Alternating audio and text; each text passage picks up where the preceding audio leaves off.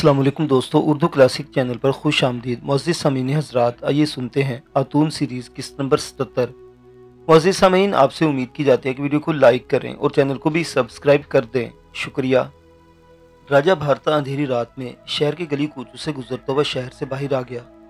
इसके सामने खेतों का सिलसिला दूर जंगल तक फैलता चला गया था। भारता का दिल नदामत के आंसू बहा रहा था। गुनाह और पिछतावे का जहर इसकी जिस्म में रगों में आंसू बनकर निकलने लगा था। इसके पांव खेतों में पड़े शबनम में शराबूर हो रहे थे। खेतों में चलता वो जंगल के किनारे पर रुक गया। इसने घूमकर पीछे शहर की फसील पर जलती मशरों को देखा। राजा भारता को यूं महसूस हुआ जैसे शहर की फसील पर जगह जगह इसकी अपनी लाश जल रही है। वो घने अंधेरे में जंगल में दाखिल हो गया। इसका दिल अभी तक बोझल था। वो जैसे खुद फरामोशी के आलम में चला जा रहा था। जंगली झाड़ियां इसके लंबे कुर्ते को खींच रही थी। दरख्तों की लटकती हुई शाखें इसके कांधों से टकराकर गुजर रही थी। दरख्तों में से निकलकर राजा भारता एक तालाब के पास आया तो इसे गुर्राहट की आवाज सुनाई दी। वो रुक गया। फिर एक भारी भरकम शेर धाड़ता हुआ तालाब की झाड़ियों से निकलकर राजा भारता के सामने आ खड़ा हुआ। वो सख्त ऐश के आलम में था। इसकी दुम बेकरारी से दाएं बाएं हिल रही थी और आंखें अंगारों की तरह चमक रही थी। वो राजा भारता को देखकर गुर्रा रहा था। राजा भारता पर शेर की दहशत ने कोई असर नहीं किया था। इसने अपनी दोनों बाहें फैला दी और कहा, मेरे भाई, अगर तुम भूखे हो तो मुझे खाकर अपनी भूख मिटा लो। मैं पापी हूँ। मैंने महापाप किया है। मैं जोग साधना के मार्ग से भटक कर नेग में गिर गया था। मुझे खा लो। मैं तुम्हारे सामने हाजिर हूँ। मगर यूं लगा जैसे शेर ने भी राजा भारता को कबूल नहीं किया था। वो राजा भारता की तरफ देखकर थोड़ी देर गुर्राता हुआ दुम हिलाता रहा। फिर वापस पलटा, छलांग लगाई और तालाब की झाड़ियों के करीब से होकर जंगल के अंधेरे में गुम हो गया। राजा भारता ने बाजू छोड़कर सर झुका लिया और बांस के दरख्त के नीचे बैठ गया।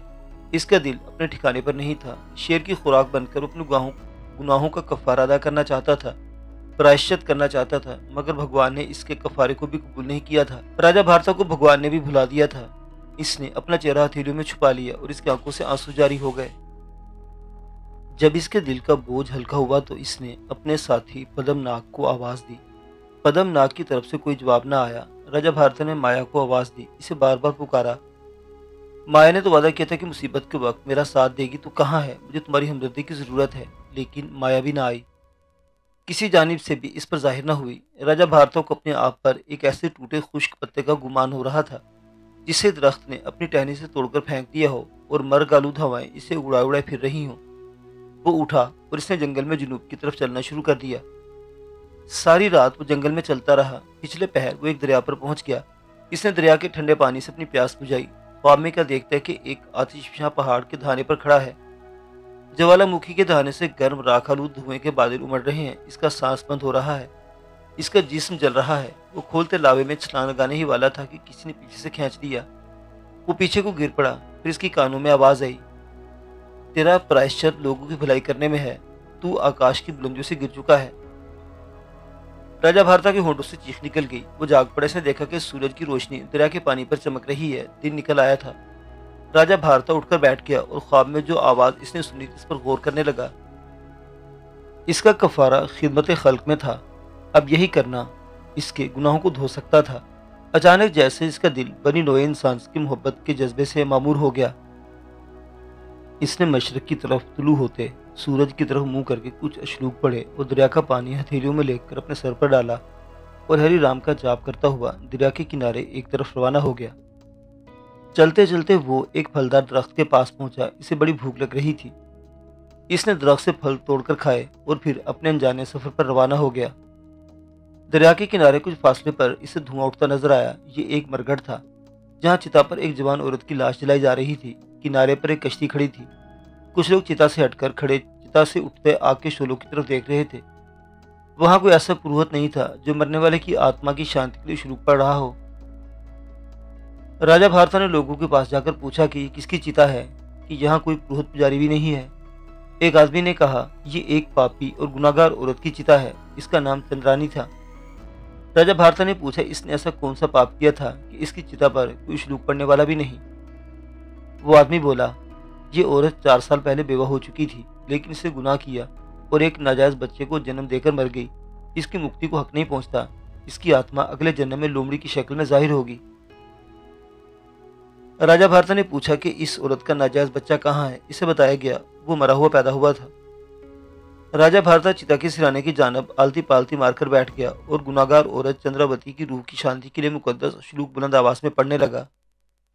इसे मुकद्दस श्लोक पढ़ता देखकर लोग खौफजदा होकर कश्ती में सवार होकर वहां से चले गए। चिता के शोले अपनी लंबी जुबानों से लाश के जिस्म को चाट रहे थे। राजा भारता लाश के सिराने बैठा श्लोकों का विर्द करता रहा। राजा भारता शाम तक श्लोक पढ़ता रहा। चिता के शोले मांद पड़ गए थे। चिता सुर्ख अंगारों में तब्दील हो चुकी थी। राजा भारता ने उठकर दरिया में स्नान किया, जंगली फल खाए और एक बार फिर चिता के पास बैठकर श्लोक पढ़ने शुरू कर दिए। सूरज गुरूब हो गया। दरिया और जंगल में अंधेरा उतरने लगा। राजा भारता श्लोक पढ़ने में मगन रहा। वक्त गुजरने के से कुछ एहसास नहीं था। रात गहरी होती चली गई। फिर दरिया के मशरकी किनारे दरख्तों के झुंडों के अकब से जर्दरू चांद तुलू हो गया और इसकी फीकी उदास आसेबजदा चांदनी ने दरिया और जंगल को अपनी लपेट में ले लिया। राजा भारता के चारों तरफ मोते जैसा सन्नाटा था। वो धीमी आवाज में श्लोक पढ़ रहा था। चिता की आग के अंगारे सफेद पोश हो गए। इन पर राख जम गई थी। आधी रात के बाद शबनम गिरने लगी। चिता की राख में जो अंगारों की धीमी धीमी आंच दिखाई देती थी वो भी बुझ गई। राजा भारता ने श्लोक पाठ का एक अवध्याय खत्म करने के बाद उठकर चिता के गिर्द 7 चक्कर लगाए। 7वें चक्कर के बाद वो चिता के सिराने की तरफ आया और इसे चिता की राख के ढेर में से इंसानी हड्डियों के ढांचे को उभरते देखा। भारता टिकटिकी बांधे इस पूरे इंसानी ढांचे को तकने लगा। इसकी तमाम हड्डियां अपने जोड़ों में पेवस्त थी। खोपड़ी में से धुआं उठ रहा था और आंखों की जगह जो सुराख थे इनमें 2 अंगारे दहक रहे थे। राजा भारता फौरन श्लोक पढ़ने लगा। इसके साथ ही इंसानी हड्डियों के ढांचे फटे हुए स्याह दांतों वाले मुंह से भयानक चीख की आवाज निकली और ढांचा चिता से उछलकर राजा भारता पर गिरा और इससे चिमट गया। भारता ने अपने जिस्म की पूरी ताकत से ढांचे को अपने जिस्म से अलग करने की कोशिश की, मगर इसे महसूस हुआ कि इसके जिस्म की ताकत खत्म हो गई है। वो अपना हाथ भी न हिला सका। हड्डियों के ढांचे में से सेक निकल रहा था। राजा भारता के जिस्म के गिर्द मुर्दे के ढांचे की गिरफ्त मजबूत से मजबूतर होने लगी और फिर राजा भारता को कुछ होश न रहा। वो बेहोश होकर गिर पड़ा। इसके गिरते ही मुर्दे की खोपड़ी भारता के चेहरे पर झुक गई और खोपड़ी ने अपना खुला हुआ मुंह राजा भारता के मुंह पर रख दिया। एक बार फिर मुर्दा ढांचे के मुंह से भयानक चीख निकली और वो उछलकर दोबारा चिता की राख में गायब हो गया। इसके गायब होने के चंद साने के बाद एक लोमड़ी चिता की राख में से अपना सर झाड़ती निकली और गुर्राती शोर में जाती चीखती चिल्लाती जंगल के अंधेरे में गुम हो गई। राजा भारता बाकी सारी रात बेहोश पड़ा रहा। वो फट रही थी कि इसे होश आ गया। सबसे पहले इसे जिस्म पर हाथ फेर कर देखा। मुर्दे का ढांचा इससे जुदा हो चुका था। भारता बैठ गया। इसने अपने दिलो दिमाग की कैफियत पर गौर किया। गौर करने की शक्ति अब इसके पास नहीं थी। ज्ञान के आईने पर हिस्सों अवस का जंग जम गया था। राजा भारता को खुद भी ऐसे ख्यालात से अब कोई दिलचस्पी नहीं रही थी। इसे अपने जिस्म के मसाम से चिता की आग का सेक उठता महसूस हो रहा था। बचपन में इसके राजा बाप ने जंगल की कुटिया में इसे जिस ऋषि के पास रूहानी तालीम हासिल करने के लिए भेजा था, उस ऋषि ने राजा भारता को तख्ती पर गुनाह के राक्षस देवता मारा की तस्वीर बनाकर दिखाई थी। मारा का रंग स्याह था, आंखें सुर्ख थी और इसकी गर्दन में फुंकारते सांप लटके हुए थे। राजा भारता को अपने आप पर मारा राक्षस का गुमान होने लगा। इसके ज़हन ने पर्दा शूर पर रक्स करती औरतों की तस्वीरें गुजारना शुरू कर दी। राजा भारता ने अपने भरे भरे बाजों को देखा। अभी इनमें जवानी का जोश खून गर्दिश कर रहा था। इसने चबूतरे पर चढ़कर चिता की राख को ठोकर मारकर हवा में उड़ाया और एक तरफ चल पड़ा। राजा भारता के जिस्म में ऐशपरस्त और हिजान खेज मुर्दा औरत चंद्रानी की गुनाहलूद रूह हलूल कर गई थी। राजा भारता एक जंगली पगडंडी के करीब पहुंचा। उसने देखा कि वो कहार की एक सच्ची सजाई दुल्हन की पालती उठाए जा रहे हैं। भारता के खून में अंगारे दहक रहे थे। आंखों से गुनाह की चिंगारियां फूटने लगी। वो भूखे चीते की तरह लपक कर एक झाड़ी के पीछे घात लगाकर बैठ गया और दुल्हन की पालकी को अपने करीब आते देखने लगा। दुल्हन की पालकी करीब आ रही थी। राजा भारता ने दरख्त की एक मोटी शाख तोड़कर अपने हाथ में पकड़ ली। जो ही कहार पालकी लिए इसके सामने से गुजरे, वो उछलकर इन पर जा कूदा। डंडे के एक ही वार से राजा भारता ने एक कहार को मौत के घाट उतार दिया। दूसरा कहार हाथ जोड़कर जान की दुहाई देता वहीं बैठ गया, मगर राजा भारता ने इसे भी हलाक कर डाला। दुल्हन ने यह खूनी मंजर देखा तो पालकी में बेहोश हो गई। राजा भारता ने बेहोश दुल्हन को अपने कांधे पर डाला और जंगल के घने दरख्तों में छुप गया। राजा भारता के वहशना तशद्दुद की ताब न लाते हुए बदनसीब दुल्हन 2 रोज तक बेसुध जंगल में मौजूद उस गार में पड़ी रही जहां राजा भारता ने इसे छुपा कर रखा था। वो जंगली फलों का रस निकालकर दुल्हन के हलक में टपकाकर इसे होश में लाने की तदाबीर करता रहा, मगर दुल्हन बेहोश रही। आखिर चौथे रोज इसने दम तोड़ दिया। राजा भारता ने एक जगह गड्ढा खोद कर दफन किया और वहां से आगे चल दिया। कई दिन कई रातें जंगल में भटकते रहने से इसके कपड़े तार तार हो गए थे। दाढ़ी के बाल वैश्यों की तरह बढ़ाए थे। वो जंगली खरगोशों के कच्चे गोश्त से अपनी भूख मिटाता, जानवर की तरह तालाब के किनारे मुंह लगाकर प्यास बुझाता, अपनी कैफियत का जायजा लेता। तो दूर की बात, राजा भारता को अपनी कैफियत का शूर भी नहीं रहा था। एक रोज जब बिजली की कड़क के साथ जंगल में जबरदस्त बारिश होने लगी तो राजा भारता एक गुंजान दरख्त की शाखों में छुपकर बैठ गया। रात का वक्त था। एक घुड़सवार किसी तरफ से भटकता हुआ वहां आ गया। इसके साथ एक औरत थी। उन्होंने इसी गुंजान दरख्त के नीचे पनाह ली जिसकी शाखों में वैश्य राजा भारता छुपा हुआ था।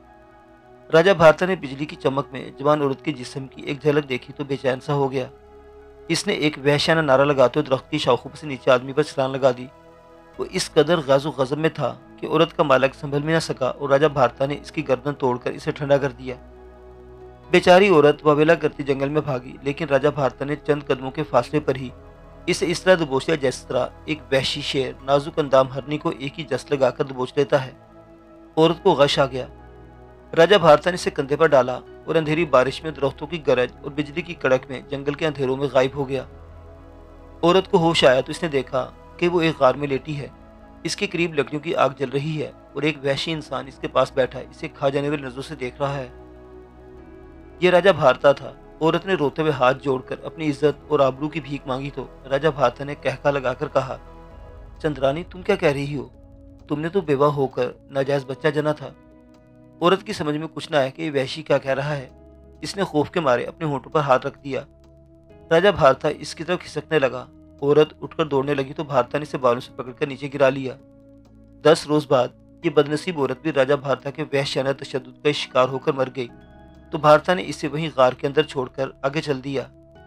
ये जंगल इस कदर वसी और रीज था कि राजा भारता कई दिनों के बाद इससे बाहर निकल सका। अब इसके जिस्म पर सिवाय घास और एक झालर के ऊपर कुछ नहीं था। बाल और नाखून जंगलों की तरह बढ़ गए थे। जंगल से बाहर आने के बाद राजा भारता को सामने एक गैर हमवार मैदान नजर आया जिसे जंगली खुश्क घास ने ढांप रखा था। दिन की डूबती रोशनी में इसे कुछ फासले पर एक किलानुमा इमारत का खंडर सा नजर आया। राजा भारता इस किलानुमा खंडर की तरफ चलने लगा। कोई अनजानी ताकत इसे खंडर की तरफ खींच रही थी। खंडर तक पहुंचते पहुंचते शाम का सुरमई अंधेरा मैदान में उतरने लगा था। खंडर बिल्कुल वीरान पड़ा था। बारिशों की वजह से स्याह पड़ जाने वाली कुछ दीवारें अब भी खड़ी थी। जहां कभी इस इमारत का दरवाजा हुआ करता था वहां अब मट्टी और पत्थरों का ढेर सा बना हुआ था। राजा भारता खंडर में दाखिल हो गया। जंगली आग की जहरीली झाड़ियां जगह जगह उगी हुई थी। इंसान को आता देखकर एक लंबी छिपकली तेजी से रेंगती हुई टूटी फूटी ईंटों के नीचे जा छुपी। किले के कुछ स्तून खड़े थे जिनके बीच से एक गुलाम गर्दिश गुजर रही थी।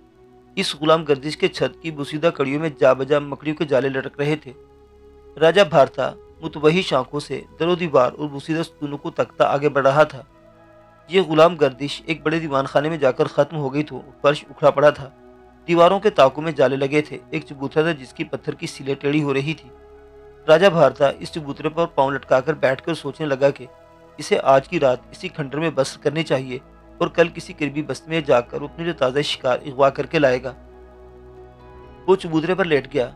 थोड़ी देर पहले इसने घने जंगल में एक हिरनी के बच्चे को मारकर कच्चा गोश्त खाया था। जिस्म थकावट से चूर था और पेट भरा हुआ था। सोचने वाला ज़हन पहले ही बंद हो चुका था, इसलिए राजा भारता को आंखें बंद करते ही नींद आ गई। मुअज़्ज़िज़ सामीन हज़रात, ये दास्तान अभी जारी है। बकिया वाक़यात अगली किस्त में देखते रहिए उर्दू क्लासिक। अल्लाह हाफिज़।